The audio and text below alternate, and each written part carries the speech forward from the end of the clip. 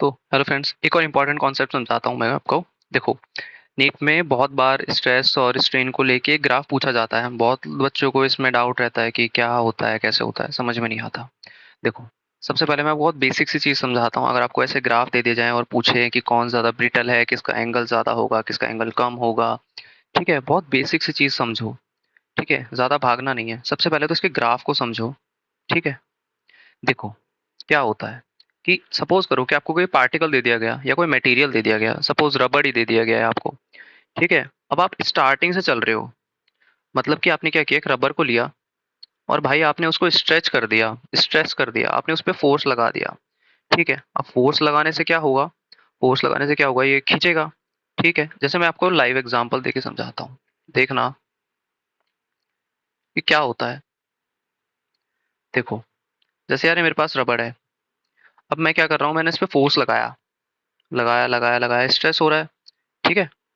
अब समझ लो इस बात को कि अगर मैं इस पे एक लिमिट से ज़्यादा फोर्स लगाता हूँ, सपोज़ करो, खुद एज़्यूम करके देखो, एक रबड़ है, अगर मैं इस पे एक लिमिट से ज़्यादा फोर्स लगाता हूँ, तो एक पॉइंट आएगा जब जिस पॉइंट पे मैक्सिमम स्ट्रेच हो जाएगा, इससे ज़्यादा ये खींच नहीं सकता, ठीक है? आप जितना फोर्स लगा रहे थे, आप फोर्स लगा रहे थे, स्ट्रेस क्या होता है? फोर्स अपॉन एरिया होता है। स्ट्रेन क्या होता है आपका? Change in length upon normal length होता है आपका, ठीक है? इतनी बात तो क्लियर होगी, इतनी बात तो पता होगी, ठीक है? ये तो भाई हमने फॉर्मूले से भी याद कर लिया। ठीक है, हम पेपर में फॉर्मूले फॉर्मूले याद करके चले गए। अप्लाई करना तो हमको आता नहीं था। थोड़ा दिमाग लगाना सिखा रहा हूँ, कैसे लगाते हैं। अप्लाई कैसे करना है।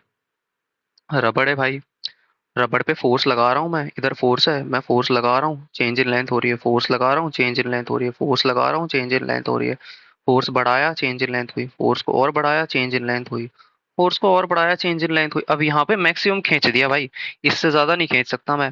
इससे ज्यादा खींचते ही रबड़ टूट जाएगा। ठीक है भाई, इस पॉइंट को बोल देता हूँ यील्ड लिमिट।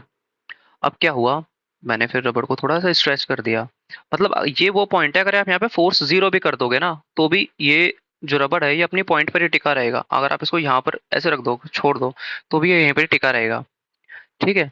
लेकिन अगर आप इस पॉइंट से ज्यादा अगर आपने और फोर्स लगाया, तो अगर आपने एज्यूम किया होगा कि अगर आप रबड़ को उससे ज्यादा अगर आप खींचते हो, ठीक है, तो वो क्या होता है कि वो नॉर्मल पोजीशन पे नहीं आ पाता है।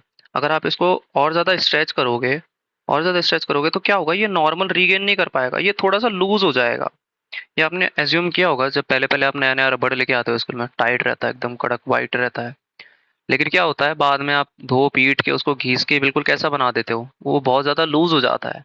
क्यों? क्योंकि आप उसको इतना ज़्यादा स्ट्रेच कर देते हो कि वो अपनी नॉर्मल रीगेन पोजीशन पे नहीं आ पाता है, क्योंकि आप उसके ऊपर एक लिमिट से ज़्यादा फोर्स लगा देते हो।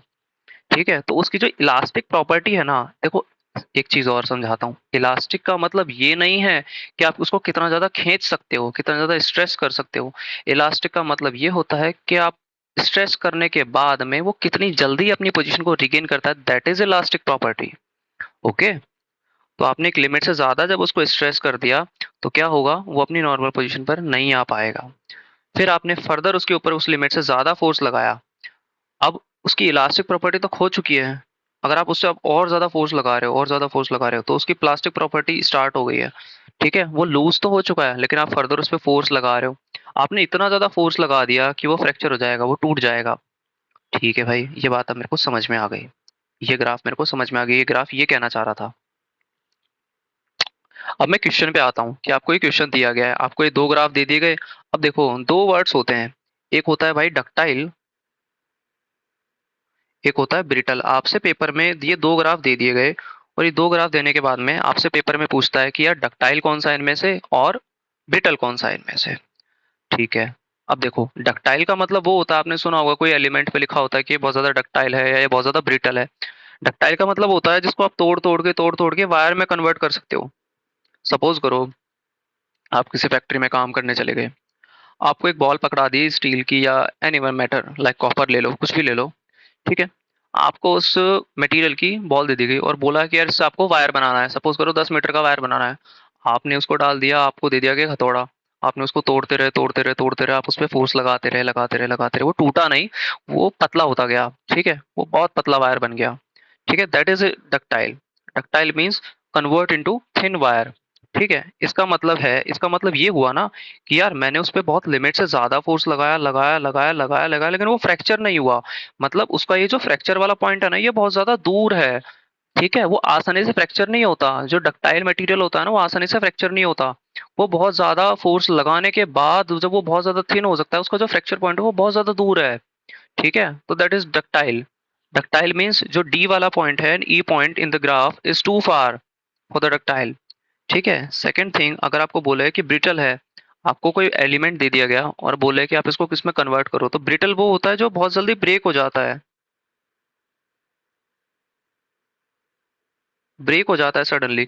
बोला जाता है ना, इसको ज्यादा जोर मत लगाना अदरवाइज टूट जाएगा, बहुत प्यार से बनाना पड़ता है उसको। इट मीन्स अगर आप उसके ऊपर एक लिमिट से ज्यादा फोर्स लगाओगे, एक लिमिट से ज्यादा फोर्स लगाते ही वो ब्रेक हो जाएगा। राइट? आ रही है बात समझ में? तो जो ग्राफ अगर आप बनाओगे, तो ए वाला जो ग्राफ है, अगर आप देख पा रहे हो, ए वाले ग्राफ में ये जो डी पॉइंट है एंड ई पॉइंट जो है वो बहुत ज्यादा दूर है। ठीक है, काफी दूर आएगा। एंड सेकंड थिंग, इसमें ये जो डी पॉइंट है, ये सपोज ये डी पॉइंट है और ये ई पॉइंट है, काफी पास पॉइंट है।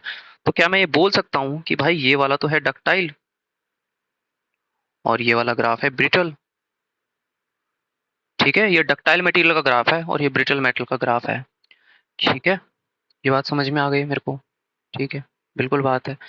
क्या मैं ये बोल सकता हूँ कि जो डक्टाइल मटेरियल होगा उसका जो ब्रेकिंग स्ट्रेस होगा वो ज़्यादा होगा? ठीक है, ज़्यादा स्ट्रेंथ लगेगी, ए वाला जो है वो ज़्यादा स्ट्रॉन्गर होगा। ठीक है, जो एंगल होगा वो ए वाले का ज़्यादा होगा। ठीक है, क्योंकि इसका ग्राफ जो है थोड़ा स्टीपर चलेगा।